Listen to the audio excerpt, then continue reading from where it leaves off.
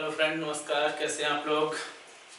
मैं सुखवीर सिंह अपने इस गोल्डन एरा एजुकेशन के यूट्यूब चैनल पर अपने सभी फ्रेंड्स का स्वागत करता हूं तहे दिल से। फ्रेंड्स, हमारी ये वीडियो हिस्ट्री की जो टेस्ट सीरीज स्टार्ट हुई है, अभी तक हमने एंशिएंट में देखा था। हम कल परसों से देख रहे हैं मिडिवल को और उनके टॉपिकों को। आज हम खिलजी डायनेस्टी को समझेंगे। उससे जो सवाल बनेंगे उन पे चर्चा करेंगे कि कैसे क्या रहा और वो कौन से लास्ट ईयर के एग्जाम के क्वेश्चन थे, प्रश्न जो हमारे थे उन्हें देखेंगे। आगामी प्रश्नों पर भी हम सोच सकते हैं, विचार कर सकते हैं कि शायद में भी ये हो सकता है। तो फ्रेंड्स, उसी को हम समझेंगे। उन जो प्रश्न जिन शासकों से बनेंगे उनके बारे में भी कुछ जान लेंगे। तो आज हम शुरुआत करते हैं खिलजी डायनेस्टी की। कल तक हमने देखा था गुलाम डायनेस्टी को और उसके शासकों को, जिसमें हमने कुतुबुद्दीन ऐबक, रज़िया सुल्तान या इल्तुतमिश या फिर बलबन से जुड़े हुए सवालों को देखा था। इसी कड़ी में आज की जो हमारी सीरीज है वो खिलजी डायनेस्टी से है। तो चलिए आज स्टार्ट करते हैं अपने इस पहले प्रश्न से। फ्रेंड्स, पहला प्रश्न हमारा यही है कि अलाउद्दीन खिलजी का शासन काल कितने कार्यकाल का था। अलाउद्दीन खिलजी का शासन काल कितने कार्यकाल का था। तो फ्रेंड्स, जो खिलजी डायनेस्टी यानी खिलजी वंश की जो स्थापना होती है, जब गुलाम वंश का पतन होता है, गुलाम या ममलूक वंश का जब पतन होता है 1290 में जाके, क्लियर, और इसी समय खिलजी डायनेस्टी का उदय होता है। समझे। तो जलालुद्दीन खिलजी और उसके बाद जो आता है यानी 1290 से लेके 1296 तक, क्लियर, और इसके बाद से कौन बैठता है, अलाउद्दीन। अलाउद्दीन 1316 तक रहता है ये। तो जो ये टाइम टेन्योर जो इसका है ये लगभग 20 वर्ष का है। तो इसका जो राइट आंसर क्या होगा, अलाउद्दीन का जो टाइम पीरियड है वो 20 वर्ष का है। चलिए बढ़ते हैं नेक्स्ट क्वेश्चन की तरफ। अलाउद्दीन के आर्थिक सुधारों में, अलाउद्दीन के आर्थिक सुधारों में क्या सम्मिलित नहीं था। अलाउद्दीन के आर्थिक सुधारों में क्या सम्मिलित नहीं था, यानी कि सेना का केंद्रीकरण करना, भूमि के क्षेत्रफल पर राजस्व का यानी भूमि का जो क्षेत्रफल था उसके आधार पे रेवेन्यू को वसूल करना, या बाजार नियंत्रण व्यवस्था, या फिर राशनिंग व्यवस्था। इसमें ऐसी क्या थी चीज। तो फ्रेंड्स, इसका अगर हम देखा जाए, अलाउद्दीन खिलजी ही ऐसा पहला व्यक्ति था जिसने सेना का केंद्रीकरण नहीं केंद्रीकरण किया था। पहला भी सही है। भूमि के क्षेत्रफल पर इन्होंने राजस्व वसूल किया था 50%, यानी लगान इनकी जो थी वो कितनी थी, 50% इनका रेवेन्यू था। और फ्रेंड्स, उसके बाद इनकी जो महत्वपूर्ण व्यवस्था जो थी, जो प्रक्रिया थी, इन्होंने बाजार को नियंत्रित करने की प्लानिंग जो इनकी थी कि बाजार का मूल्य नियंत्रण हो और उससे क्या हो, बिचौलियों से बचाया जा सके, और उसके साथ साथ आम जनता हो या सेना हो उससे लाभ मिले इससे। तो राशनिंग की व्यवस्था यह नहीं मिलती है। लेकिन हाँ, एक तरफ से देखा जाए तो ये भी मिलती है, लेकिन पीडीएफ प्रणाली जिसमें अनाज का माना जा सकता है। क्लियर। बढ़ते हैं अपने नेक्स्ट क्वेश्चन की तरफ। ये देखिए, दक्षिण भारत में अभियान करने वाला यानी अलाउद्दीन खिलजी का नेतृत्व जब दक्षिण भारत में किसने किया था। दक्षिण भारत में अलाउद्दीन का जो अभियान हुए, उन अभियानों का नेतृत्व किसने किया था अलाउद्दीन खिलजी की तरफ से। तो फ्रेंड्स, जो इसका राइट आंसर होगा मलिक काफूर। मलिक काफूर ने ही दक्षिण विजय का जो अभियान था अलाउद्दीन खिलजी की तरफ से मलिक काफूर ने किया था। और इसी समय गोलकुंडा की खान से जो कोहिनूर हीरा था वह मिलता है। क्लियर। तो दक्षिण भारत में अभियान किसने किया था अलाउद्दीन खिलजी की तरफ से, मलिक काफूर ने। क्लियर। नेक्स्ट क्वेश्चन देखते हैं। अलाउद्दीन खिलजी की मृत्यु कब हुई थी। 6 जनवरी 1315 में या 6 जनवरी 1316 या 15 में या 1317 में। तो फ्रेंड्स जो इसका राइट आंसर होगा बी राइट आंसर होगा, यानी 1316 में इसकी मृत्यु हो जाती है। क्लियर। अमीर खुसरो किस सुल्तान का दरबारी कवि था? अमीर खुसरो जिन्हें हिंदवी, जिन्होंने खड़ी बोली का जनक माना जाता है, जिन्होंने नूह सपेर आसिका, समझ रहे हैं ना, ऐसी रचनाएं की, और सबसे बड़ा योगदान है इनको खड़ी बोली का। हिंदवी जो हिंदी है, खड़ी बोली भाषा का प्रयोग किया इन्होंने। तो ये अलाउद्दीन खिलजी के दरबार में थे। क्लियर। राइट आंसर इसका क्या होगा? राइट आंसर फ्रेंड्स डी सही होगा। क्लियर। नेक्स्ट क्वेश्चन को हम देखते हैं। क्योंकि फिरोज तुगलक जो था फ्रेंड्स, अगर इसके विकल्प को देखें, फिरोज तुगलक जो था वो तुगलक वंश का एक योग्य शासक था, अच्छा शासक था, उदार था। और सिकंदर लोधी डायनेस्टी का था। और बलबन जो था गुलाम वंश का था, जिसने लौह एवं रक्त की नीति अपनाई थी। सिकंदर लोधी आगरा नगर की स्थापना आप जानते ही हैं। क्लियर। निम्नलिखित में से किसने अपने आप को खलीफा घोषित किया था? अच्छा क्वेश्चन है, आ सकता है, आया भी है। इल्तुतमिश ने, अलाउद्दीन खिलजी, या महमूद गजनवी ने, या मुबारक शाह खिलजी ने?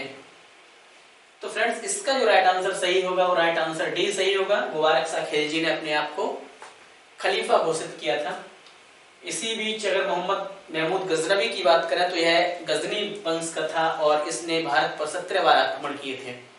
प्रसिद्ध आक्रमण जो 1024-25 में सोमनाथ मंदिर पर हुआ था, सबसे फेमस आक्रमण वही था। अलाउद्दीन खिलजी के बारे में देखते हैं तो यह खिलजी वंश का सबसे महानतम शासक था। दक्षिण भारत विजय किया। इसे द्वितीय सिकंदर की उपाधि दी जाती है, क्योंकि जैसे विश्व में सिकंदर विश्व विजय करने का अभियान चाह रहा था, लालसा थी उसकी, इसी प्रकार से अलाउद्दीन खिलजी भी अपने आप को ऐसा ही चाह रहा था कि मैं भी विश्व विजय करूं, लेकिन उसकी यह विश्व की भावी नीति सफल नहीं हो पाई, इसलिए इसे द्वितीय सिकंदर के नाम से भी जाना जाता है। इसके बारे में आप जानते ही हैं, इसने बाजार नियंत्रण प्रणाली को अपनाया था। इल्तुतमिश दिल्ली सल्तनत का प्रथम सुल्तान था जो गुलाम वंश का था। इसने अपने आप को सुल्तान घोषित किया था, योग्य शासक था। अरबी के ताबे, सिक्के, चांदी के चलवाए थे इसने। क्लियर। नेक्स्ट क्वेश्चन को देखते हैं हम। दिल्ली सल्तनत के किस सुल्तान ने सर्वप्रथम स्थायी सेना का निर्माण किया था? दिल्ली सल्तनत के किस सुल्तान ने सर्वप्रथम स्थायी सेना का निर्माण किया था? तो बलबन, इल्तुतमिश, मोहम्मद तुगलक, या अलाउद्दीन खिलजी? तो इसका फ्रेंड्स जो राइट आंसर होगा वो अलाउद्दीन खिलजी होगा। अलाउद्दीन खिलजी ने ही सेना को एक नए सिरे से संगठित किया था और सेना का जो निरीक्षण करने के लिए एक पद भी गठित किया उसने, और जो सेना थी उसका सर्वेक्षण कराया। समझे? जो सेना थी उसके घुड़सवार थे, उनका लेखन जोखा वो कराया इसने और उन्हें वेतन देना चालू किया। एक स्थायी सेना का इसने गठन किया। Clear friends. तो बढ़ते हैं नेक्स्ट क्वेश्चन की तरफ। ये रहा, सेना को वेतन देने की प्रणाली का विधान किसने किया था? बहुत अच्छा क्वेश्चन है। इब्राहिम लोधी, या इल्तुतमिश, या अलाउद्दीन खिलजी, या बलबन? तो फ्रेंड्स इसका जो राइट आंसर होगा सी होगा, हमारा अलाउद्दीन खिलजी होगा। अलाउद्दीन खिलजी ने, हमने अभी थोड़ी देर पहले क्वेश्चन बताया था कि अलाउद्दीन खिलजी ने सेना को संगठित किया था। सेना का मूल्यांकन, जांच, परीक्षण करना, घोड़ों का देखरेख करना, ये सारी चीजें करा था। और सेना में क्या भ्रष्टाचार चल रहा, उन चीजों पर भी कड़ी नजर रखता था यह। और इसने क्या किया, सेना को चुस्त दुरुस्त रखने के लिए वेतन की प्रणाली को अपनाया था। हालांकि इससे पहले इल्तुतमिश जो था, इल्तुतमिश ने सेना को बनाया, भर्ती किया और उसने जो सरकार संचालन में तुर्क चहलगानी जो 40वां का दल गठित किया था, वह सेना को देखते थे और इसके बदले उन्हें एकता यानी भूमि का एक भाग दिया जाता था, जिससे वो अपनी आय का सोर्स अपना सके उस भूमि से, अपनी वेतनमान जो निकाल सके उससे भूमि से। तो उन्हें क्या, एक जमीन का भूभाग दिया जाता था, जिसे एकता कहा गया। लेकिन उसके बाद से अलाउद्दीन खिलजी ने इस परंपरा को वेतन आधारित सेना बना दिया। क्लियर।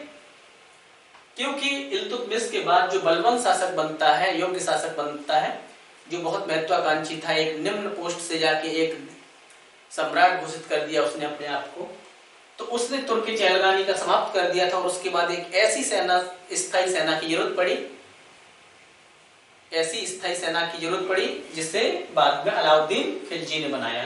तो इसका राइट आंसर क्या होगा? सी होगा। Clear friends? नेक्स्ट क्वेश्चन देखिएगा, ये रहा। अलाई दरवाजा का निर्माण किसने कराया था? अलाई दरवाजा का निर्माण किसने कराया था? फिरोज शाह तुगलक या बलबन, अलाउद्दीन खिलजी या मोहम्मद बिन तुगलक? तो फ्रेंड्स इसका जो राइट आंसर होगा हमारा सी सही होगा। अलाउद्दीन खिलजी ने अलाई दरवाजा का निर्माण कराया था। क्लियर? बढ़ते हैं अपने नेक्स्ट क्वेश्चन की तरफ। खिलजी वंश का अंतिम शासक कौन था? अच्छा क्वेश्चन है। पहला विकल्प देखिए, नासरुद्दीन खुसरव शाह, मुबारक शाह, खिलजी। यानी 1290 में इसकी नींव पड़ती है खिलजी वंश की और 1320 में इसका समापन हो जाता है। अलाउद्दीन के बाद जो आता है शासक ज्यादा वर्ष काम नहीं कर पाता है क्योंकि इधर मंगोलों का आक्रमण होने लगता है इसी के समय। तो इसका जो राइट आंसर होगा ये नासरुद्दीन खुसरो शाह खिलजी था, इसका अंतिम शासक था। क्लियर? नेक्स्ट क्वेश्चन देखिए, अलाउद्दीन खिलजी के आक्रमण के समय सिवान का शासक कौन था? प्रताप रुद्रदेव या रामचंद्र देव या महालक देव या शीतल देव? तो फ्रेंड्स जो इसका राइट आंसर होगा अलाउद्दीन के आक्रमण के समय सिवान का शासक था।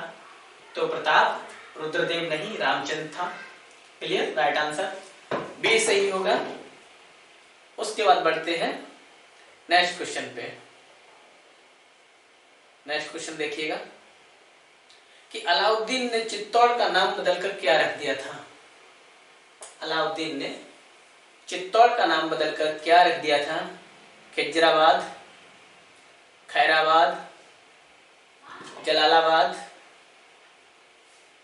या कमालूबाद? तो इसका जो राइट आंसर होगा फ्रेंड्स खिजराबाद होगा। क्लियर? यानी खिजराबाद, चित्तौड़ का नाम बदल के खिजराबाद रख दिया था जब इसने आक्रमण किया था चित्तौड़ पर। तो क्लियर फ्रेंड्स? नेक्स्ट क्वेश्चन देखिए, ये रहा, शायद रिपीट हो गया है। दक्षिण भारत में अभियान का नेतृत्व करने वाला अलाउद्दीन खिलजी का सेनापति कौन था? बता चुके थे, रिपीट क्वेश्चन है ये। मलिक काफूर है ये।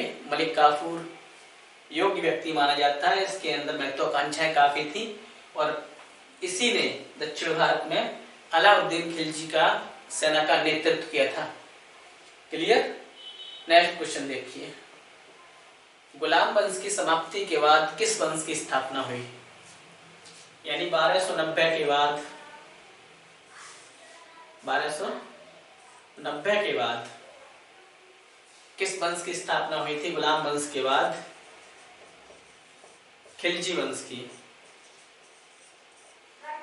क्लियर?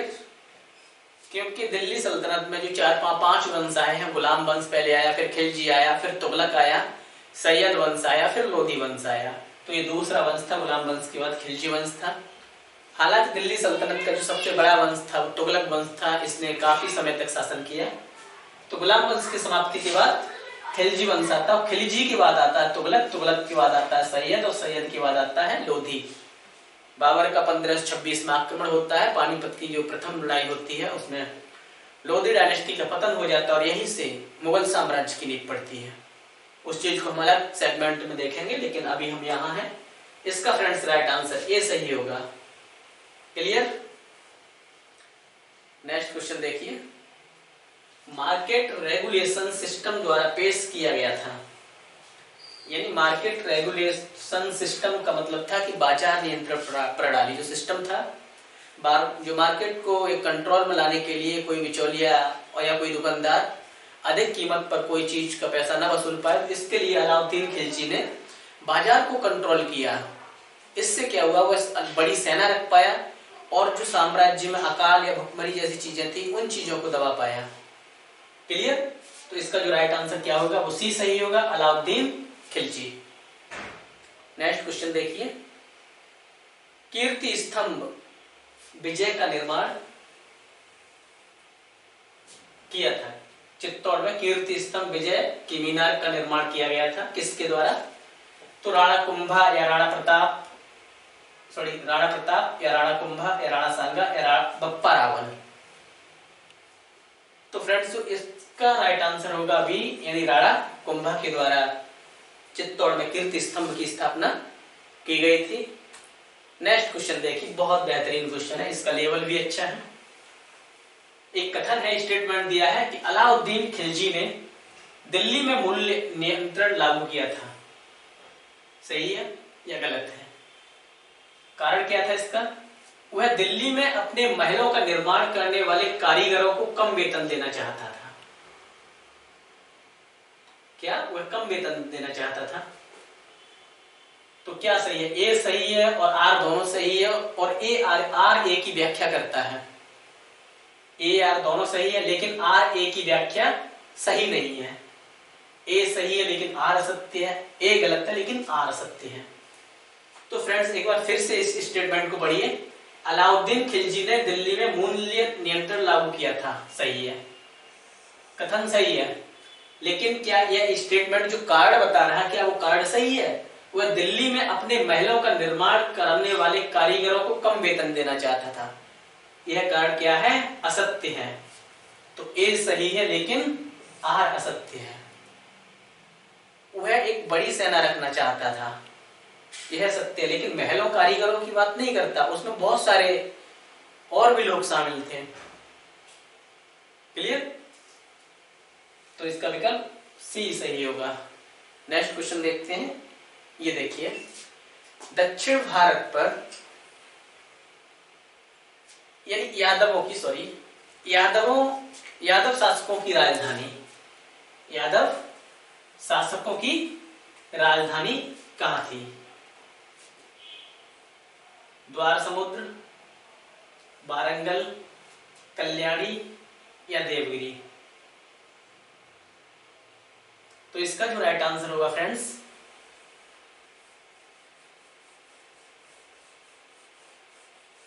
इसका राइट आंसर जो सही होगा वो बी राइट आंसर सही होगा। Clear friends? यादवों की राजधानी बी आंसर राइट है। नेक्स्ट क्वेश्चन देखिए, यानी दूसरा सिकंदर किसे माना जाता है? दूसरा सिकंदर किसे माना जाता है? जलालुद्दीन खिलजी, मुबारक खिलजी, खुसरो खां या अलाउद्दीन खिलजी? फ्रेंड्स इसका जो राइट आंसर सही होगा हमारा वो अलाउद्दीन खिलजी होगा, क्योंकि हमने आपसे एक बार पहले चर्चा की थी कि अलाउद्दीन खिलजी भी सिकंदर की तरह, सिकंदर द ग्रेट की तरह विश्व विजय करने का अभियान और उसका जो प्लान था, सोच थी उसकी, इस कारण से इसे भी क्या सिकंदर द्वितीय के नाम से जाना जाता है। ये हमारे इस सीरीज का अंतिम क्वेश्चन था फ्रेंड्स। तो उम्मीद करते हैं कि ये सीरीज हमारी पसंद आई होगी। जहां तक हो रहा है हम वो क्वेश्चन बनाने का प्रयास कर रहे हैं आपके बीच, आपके लेवल को देखते हुए वनडे एग्जाम को। तो फ्रेंड्स ज़्यादा हम लेवल भी ऊंचा नहीं कर सकते हैं, क्योंकि एक लिमिट होती है, एक सीमा होती है।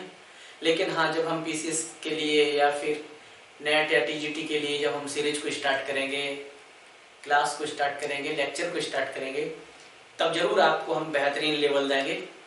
तो अभी फ़िलहाल इतना ही, आज की सीरीज का हम यहीं विराम करते हैं और मिलते हैं फिर कल एक नई सीरीज के साथ, नए वीडियो के साथ। तब तक के लिए नमस्कार।